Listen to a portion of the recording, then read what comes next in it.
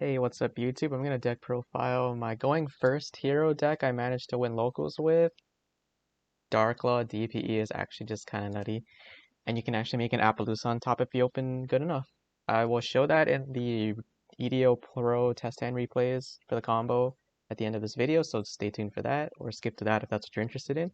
But jumping into our deck list here, playing the two A Hero Lives, the absolute best starter in this deck. It is just great if it goes off, and you can make the apple a lot easier because of it. And then our best normal summon in the deck, the Solid Soldier, since it lets us trigger Shadow Mist, and it also lets us trigger Stratos, depending on what we need in the situation. So, as I mentioned, we're playing the Shadow Mists. The Shadow Mists are there primarily to search our triple mash change. And we also have the one Liquid Soldier as a target for mash change and also for specialing back the Shadow Mist on a later turn. That's actually all it's there for. The two Stratoses, the card that searches you, usually your Shadow Mist, if you have to use this as your normal summon and hoping you have an extender to continue your combo. If not, it's just an overall solid card, and it helps pop back row sometimes, so that's always cool. Then I play the one Honest Neo still. It helps you get games that you probably shouldn't if you're not playing it, and even though it's slightly a brick, it can also be sent off Fusion Destiny if you really need to, if you happen to draw the other pieces or something. And it is something that definitely helped me win games, so I would probably never cut this card from a hero build. Then I play two E-calls to help us search what we need. Usually searches the Solid Soldier, sometimes the Shadow Mist. It just really depends on the hand. And then the Rhoda, of course, since we're playing a bunch of warriors. Then the two Fusion Destinies, since DPE is a card, and our two targets are the Draw Hand and Dasher. So the Draw Hand lets us special summon a dark monster during our opponent's standby phase, which is itself, and you can also trigger it to draw a card when it's special summoned by hero effect, which is relevant if you open Droll Lockbird and Mass Change. You can just lock them out of searches while getting a net neutral on your opponent's side, while also drawing a card. The Dasher is just a nice card for your follow-up turns to get a free body on the board to help push for game. Then I'm playing one Flint Lady, one Renaud. The Flint Lady helps you special summon cards out of your hand, more specifically the Shadow Mists. You can special it off Isolde, or you can search it and special it from hand. Renaud is usually there for the effect of Isolde grabbing your one living fossil, so you can extend. That's how you can make an Appaloosa without committing too much resources. If not, living fossil is just a follow-up for the following turn. Then I play two Durandals to search usually the lady, but sometimes you can search the Renaud if your hand lets you.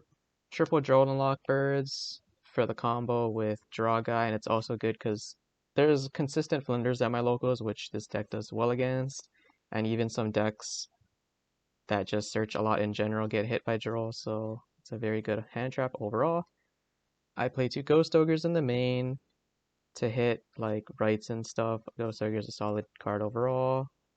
I also play two Ashes to hit rogue decks and other cards that are relevant. Then one Veiler to stop generic monster effects, and one Imperm also. I am playing Crossout, so that's why we're playing these weird kind of wonky ratios. Then two Nibiru's, same thing. If they happen to main Nibiru, we have Crossouts for this. If not, it's still a solid card. We play enough hand traps where drawing Nibiru plus another hand trap for like something like Griffin Rider can come up.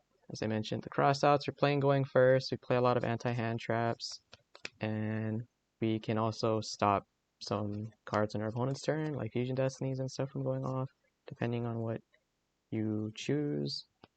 One Called by the Grave for hand traps, and two Cyclones to round off our main deck at 41 cards to hit stuff like Sights, or if you can hit the Dreaming Town stuff in the standby phase, it comes up, or just chain, to whatever on your opponent's turn. Jumping into our extra deck now, playing one Isolde, our go-to Link 2, usually the first card we're summoning, just to get a combo going. Then one Verte for the DPE, if we don't hard open Fusion Destiny. Then double Darklaws, one Blast. Blast is pretty great for breaking back row. Then Acid also for hitting the back row with our Liquid Soldier and the Anki to help push for game. Then we play 3 Links, 1 Unicorn to out cards, 1 Access Code to help push for game on the hands where we can keep our board into the following turn. And then 1 Apo since we can make this mid combo to make our Fusion Destiny or Verte safer if they don't nib us prior.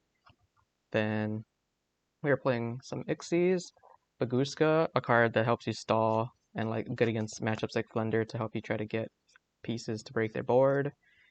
1 Dweller, just overall good, and you do play Liquid Soldier, so you do have a Water type to make full use of its effect. 1 Tornado Dragon to out more back row, and it is a wind in case that comes up. And then 1 Zeus since we're playing a decent amount of Ixies monsters, and Zeus breaking boards is great. Lastly, our side deck. This is the 3rd Nib, 3rd Ash, 3rd Ogre, dependent on our matchups. We side things out and in. 3 Lancias, again, depending on the matchup, with 3 Token Collectors. It is nice that Token Collector is a 4 and it's anti-nib. If you can, a hero lives, normal summon this, and if you still have extenders to keep going, you can prevent yourself from getting nibbed. Then 3 Evenlies to help break boards.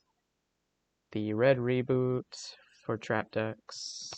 Feather Duster to hit all back row, and the 3rd Cyclone in case we need it in like Scythe matchups.